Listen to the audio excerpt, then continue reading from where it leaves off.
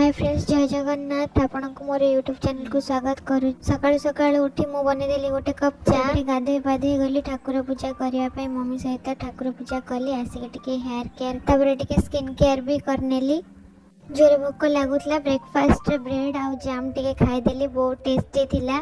तापरे आमे चली गलु छात ऊपर को ड्रेस सुखाइबा पई। सेठी मिसी दुई भणी आमे ड्रेस सुखेलु। आज टिके खरा पड़ितला, सेठी आमे छात टिके चलिलु, खरा टिके बसिलु। आज लंच रे पखाड़ खाइबा को भारी इच्छा हैला। आमे पखाड़ भात सहित खाइलु बादाम चूरा, कदली चिप्स, साग भजा, कोबी भजा आउ आचार।